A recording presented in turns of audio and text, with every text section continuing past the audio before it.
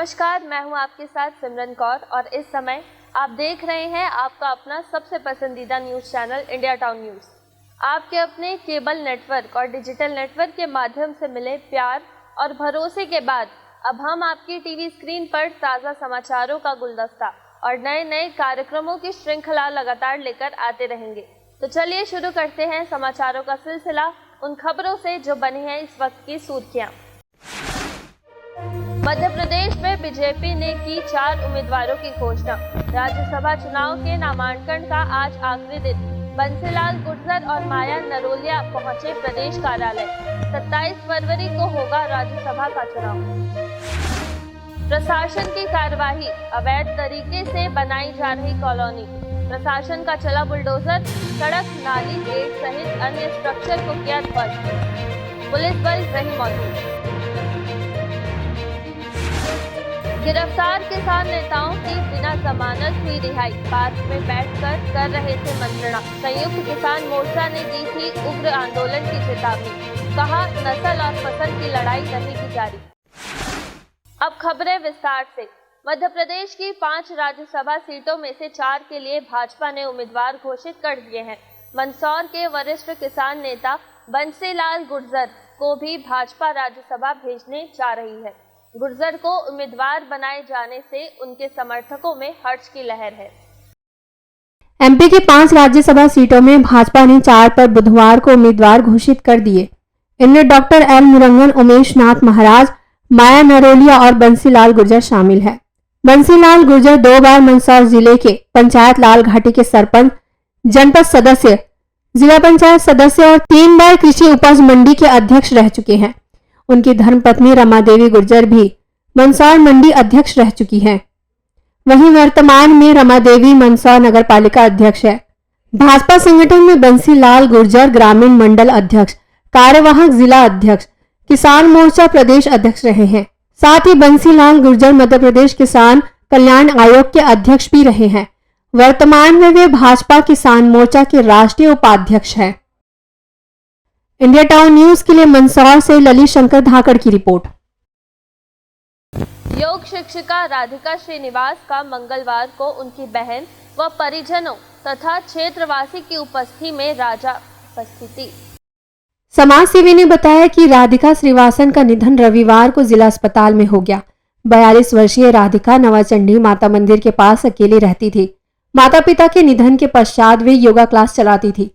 पड़ोसियों के अनुसार रविवार दोपहर घर की सफाई करते हुए कुर्सी सिर पर गिरने से ब्रेन हैमरेज के कारण उन्हें उल्टी हुई एवं पड़ोसियों के द्वारा उन्हें इलाज के लिए जिला अस्पताल ले जाया गया, जहां इलाज के दौरान उनकी मृत्यु हो गई। उन्होंने घर में 3 बड़े और 2 छोटे कुत्ते पाल रखे थे।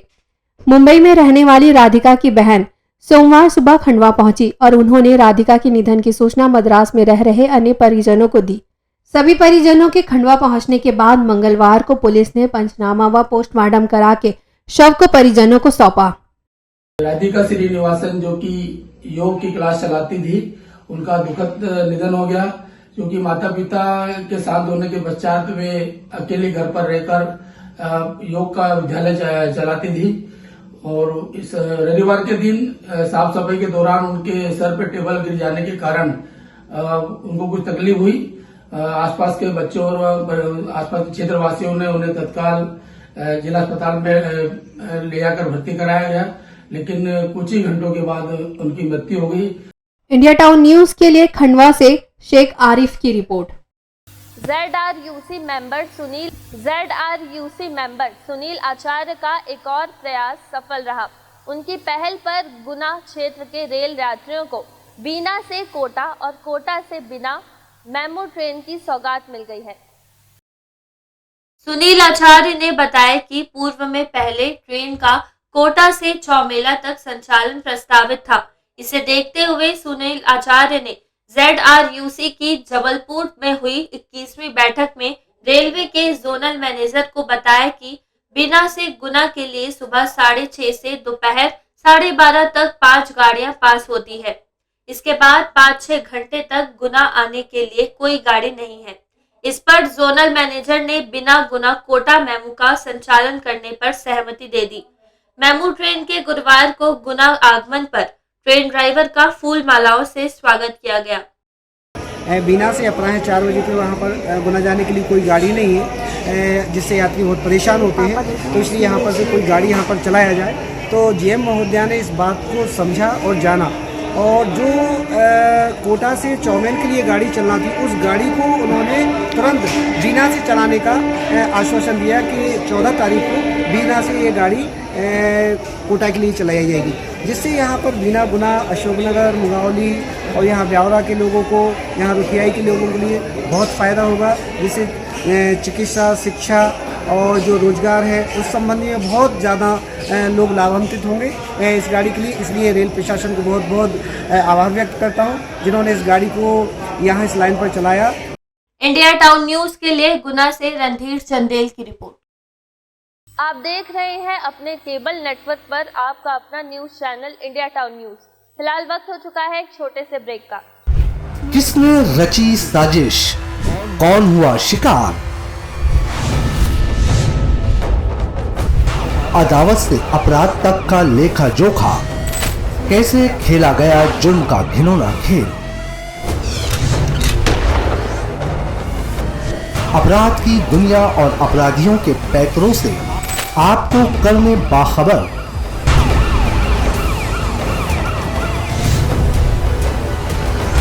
देखिए इंडिया टाउन न्यूज पर जरायम, हर रविवार रात 8 बजे। कब और कहां आपके सितारों ने बदली चाल? कौन सा मुहूर्त होगा फलदायी? किस घड़ी कटेगी आपकी विपदा भारी? पंचांग, मुहूर्त और चौघड़ियों का मेल, किस रंग और अंग से बदलेगा किस्मत का खेल? शुभ कामों की हर शुरुआत हर रोज सुबह होगी इंडिया टाउन न्यूज के साथ। देखिए हमारा खास कार्यक्रम भाग्य चक्र सुबह 8 बजे।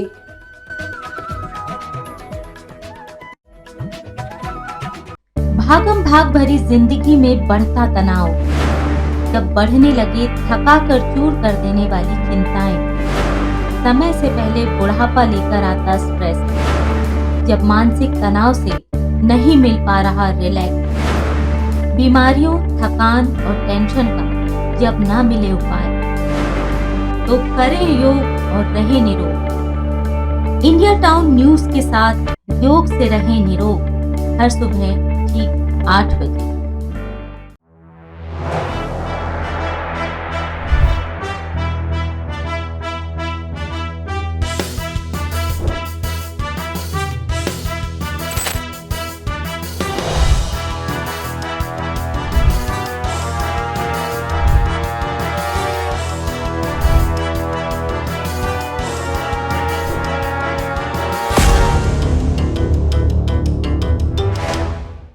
के बाद आप सभी दर्शकों का स्वागत है इंडिया टाउन न्यूज के लिए। इस बुलेटिन में चलिए बढ़ते हैं अगली खबर की ओर। संयुक्त किसान मोर्चा और श्रमिक संगठन की चेतावनी के बाद गिरफ्तार किए गए किसानों को बिना जमानत के रिहा कर दिया गया।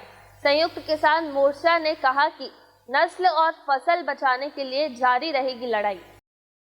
दिल्ली में किसान आंदोलन की दूसरी चेतावनी के बाद पूरे देश सहित राजधानी को छावनी में तब्दील कर दिया गया है। इधर पूरे देश में किसान आंदोलन को लेकर जगह जगह प्रदर्शन किए जा रहे हैं। 2 दिन पूर्व रीवा के ऋतुराज पार्क में किसानों को उस समय पुलिस ने गिरफ्तार किया था, जब वे पार्क के अंदर बैठकर चर्चा कर रहे थे। विपरीत स्थिति की आशंका के चलते किसानों को गिरफ्तार किया गया था। देश में जब लोकतंत्र है तो सरकार से प्रश्न पूछना गुनाह है। यदि किसान को अपनी फसल का उचित रेट मांगना, यदि अराजकता है तो हम अराजक हैं। यदि एमएसपी की गारंटी मांगना देशद्रोह है तो हम देशद्रोही हैं। यदि सरकार के किए गए वादे किसानों को पूरा कराने के लिए याद दिलाना अशांति भंग करना है तो हम अशांति भंग करने वाले हैं। हम यही इतना कहना चाहेंगे बस।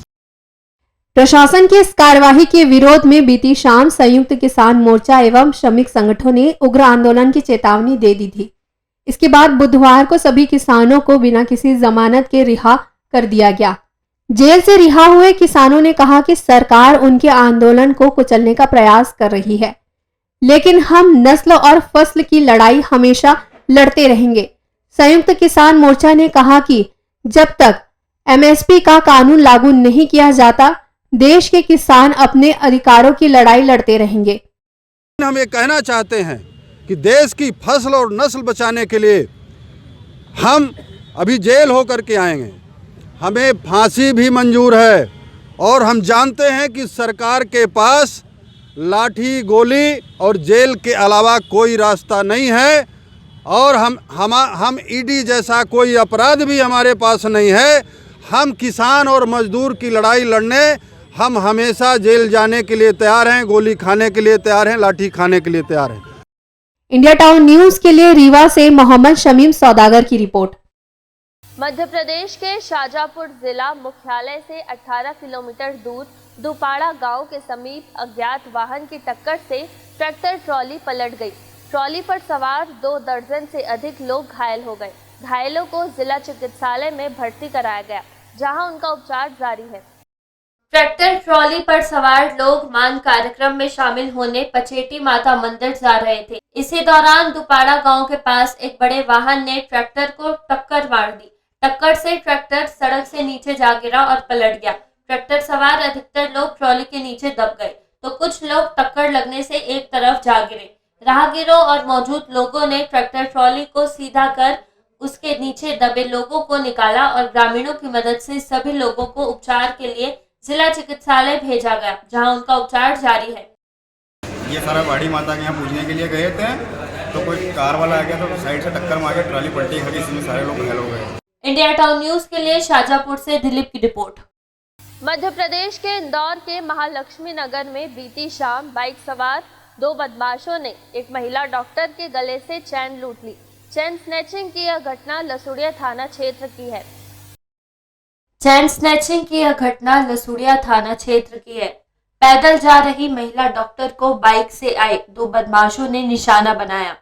एक बदमाश बाइक को चालू हालत में रख उस पर बैठा रहा और दूसरा बदमाश पीछे से आकर महिला डॉक्टर के गले से चैन को खींचने लगा।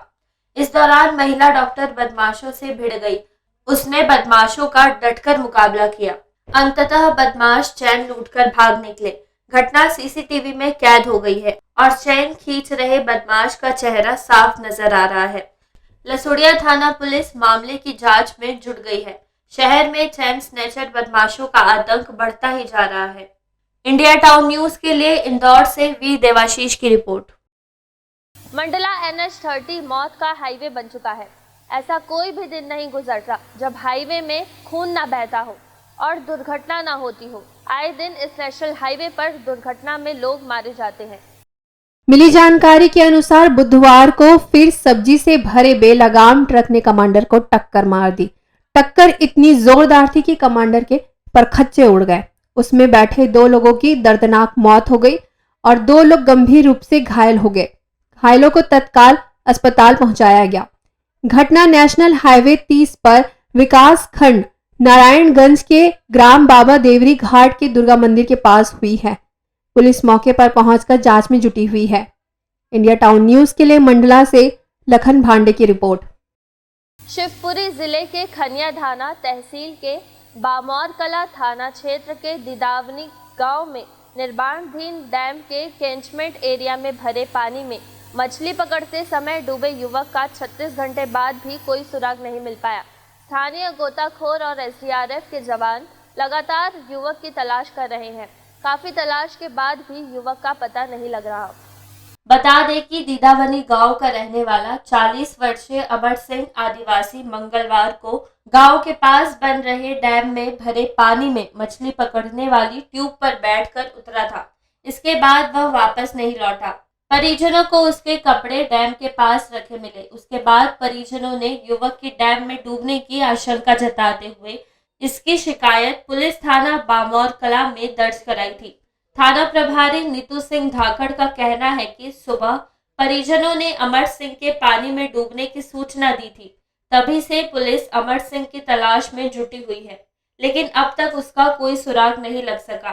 थाना प्रभारी नीतू सिंह धाकड़ ने यह भी बताया कि अमर सिंह को पानी में डूबते किसी ने नहीं देखा। फिर भी स्थानीय गोताखोर और SDRF के जवान डैम में कांटा डालकर युवक की तलाश में जुटे हैं। सब मछली पकड़ने आया था, तो 9:30 बजे घर से निकला, या 10-11 बजे तक ट्यूब चलाया उसने। 2 मछली पकड़ कर कोई व्यक्ति को आया हुई लेने वाला, वो ले गया।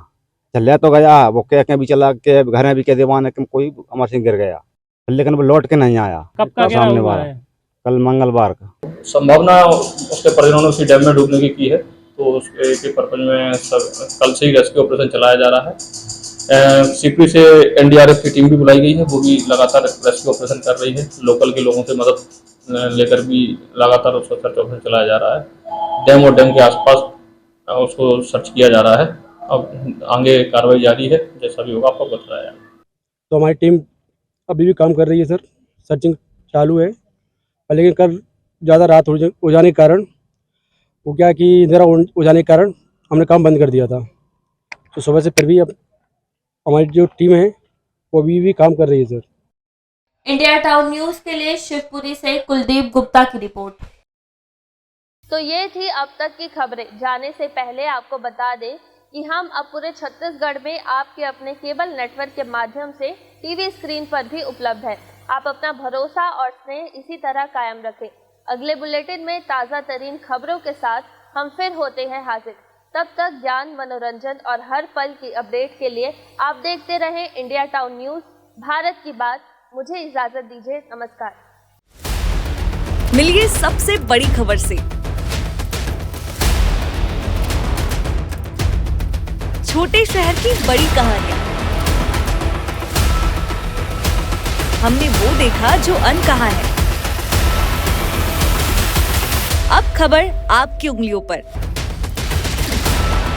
खबरों से परे, हर खबर पर हमारा नजरिया।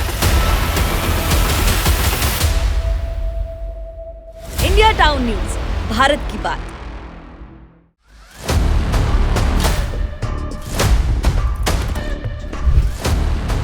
राजनीति की शतरंज, किसके शहर किसकी मार, कहां प्यादा बना वजीर,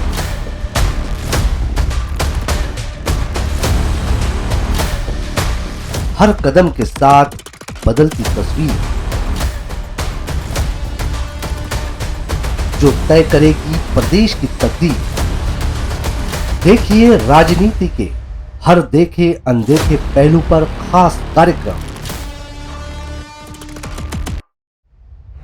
टाउन पॉलिटिक्स। देखिए इंडिया टाउन न्यूज पर रात 8 बजे।